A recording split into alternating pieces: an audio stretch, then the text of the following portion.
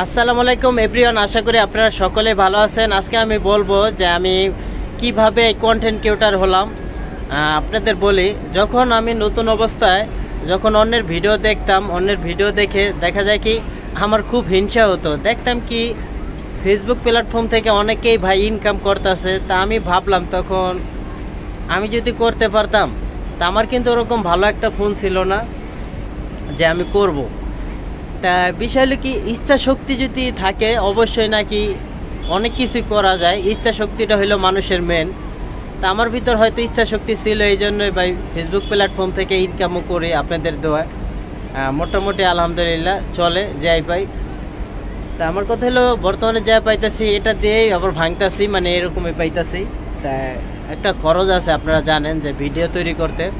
তাই তখন আমি দেখতে দেখতে যে ভাবলাম যে অনেকেই যে ভিডিও করে, তা আমিও যদি ভিডিও করতে পারতাম। তা এরকম একটা ইচ্ছা শক্তি আমার ভিতরে জাগলো। তা আমি কি করলাম ভাই, অনেক কষ্টে যেই হোক একটা ফোন কিনি। সেই ফোনটা কিনে তো ভাই ভিডিও এরকম আপনার একটা প্রোফাইলে আমি ভিডিও দিলাম প্রায় 7 মাস।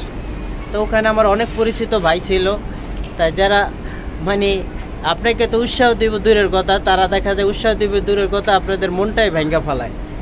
তাই আপনারা কখনোই যদি নতুন অবস্থায় কাম করেন, আপনার ভাই বেড়াদার আশের বন্ধু বান্ধব অনেকে অনেক কথা বলবে, ওই ধরনের কথা কখনোই কান দেবেন না। তাহলে ফেসবুক প্ল্যাটফর্ম থেকে আপনি ইনকামও কখনো করতেও পারবেন না, বা মোটিভেশনও মনে হয় না যে পাবেন। কিন্তু আপনি তো মনে ভেঙে যাবে, আপনি কিভাবে করবেন। তাই দেখা যায় আমি ওই ধরনের কথা কখনো কান দেই নাই।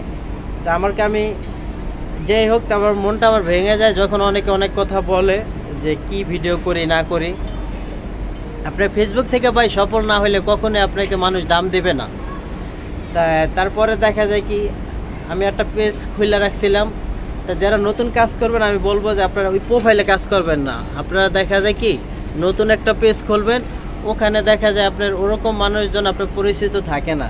তা আমি কি করলাম, ওইটা আমি মোটিভেশন পাই না। তারপরে আপনার একটা পেজ ওই যে খুলছিলাম, সেই পেজটা আবার 6.5 মাস কাজ করার পরে আমি মোটিভেশনটা পাই। এটাই ভাই আমার আপনাদের কাছে আমি সবসময় বলি যে কখন কি করি না করি। তাই এই হলো বিষয়।